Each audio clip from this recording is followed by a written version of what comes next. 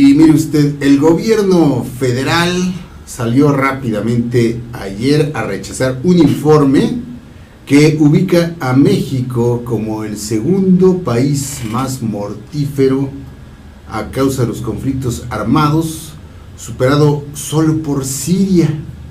Fíjese, Siria. Esto en cuanto a número de muertes durante el año pasado, el 2016, por arriba incluso de países como Irak y Afganistán, fíjense nada más. El Instituto Internacional de Estudios Estratégicos, con sede en Londres, refiere que mientras en Siria, que está en guerra civil desde el año 2011, fallecieron unas 50,000 personas el año pasado, en México la guerra contra las drogas arrojó un saldo de 23,000 fallecidos. Las guerras, conflictos armados en Irak y en Afganistán dejaron 17,000 en el caso de Irak y 16,000 en Afganistán muertos. Esto dice el informe, destacando que estos países recibieron una mayor atención por parte de los medios y de la comunidad internacional a pesar de la gravísima situación en México. Esto se explica quizá, dice este instituto, porque en México no se trata de una guerra con fines políticos, es decir, no hay una guerra secesionista que busca el poder, una guerra civil, es otro tipo de guerra la que se vive aquí, aunque el gobierno dice que no. El número de homicidios aumentó en 22 de los 32 estados durante el 2016 a partir de la violencia de los cárteles de la droga por el control de los territorios. En un comunicado conjunto, ayer las Secretarías de Gobernación y Relaciones Exteriores descalificaron desde luego este estudio que se titula Armed Conflict Survey 2016, conflictos armados 2016, por utilizar, dicen, cifras cuya fuente se desconoce.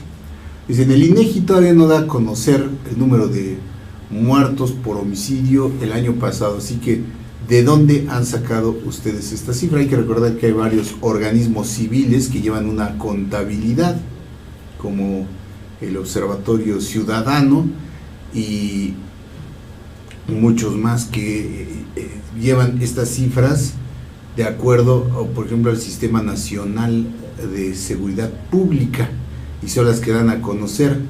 Dice también el gobierno mexicano que este informe fue realizado con metodologías inciertas y términos jurídicos usados de manera equivocada. Sus conclusiones no tienen sustento en el caso de México. Por ahí tenemos otra imagen del pantallazo de lo que es el reporte en su portal digital.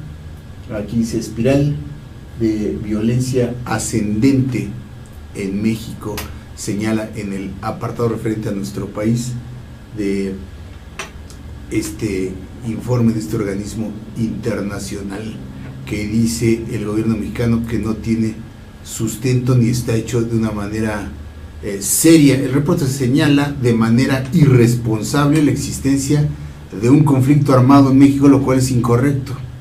Dicen Gobernación y Relaciones Exteriores, la existencia de grupos criminales no es un criterio suficiente para hablar de un conflicto armado no internacional, tampoco lo es el uso de las Fuerzas Armadas para mantener el orden al interior del país, subrayan estas dependencias. El reporte busca dar un tratamiento similar a naciones con fenómenos completamente distintos que no son comparables ni medibles entre sí, dice el boletín. También es inverosímil, agrega la suposición que hace el estudio al considerar que todos los homicidios que tienen lugar en México están relacionados con el combate a las organizaciones criminales. Por fin, fíjense, cuando se habla de violencia en alguna plaza, en algún lugar, salen las autoridades a decir, no, pero es violencia del crimen organizado, no es contra la población, ¿no? ¿Cuántas veces no lo hemos escuchado de gobernadores, de incluso de secretarios de Estado? Aquí dicen,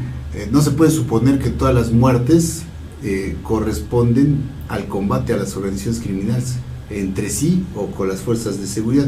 Precisa que las estadísticas de homicidios incluyen casos de muertes por riña, otras asociadas a la comisión de delitos del fuero común, asaltos, ya ven el transporte cómo se han incrementado estos homicidios, así como aquellos producto de conflictos vecinales o comunitarios, entre otras. Sí tenemos muertos, pero no todos son de la guerra contra el crimen. Qué bueno, qué consuelo, ¿no?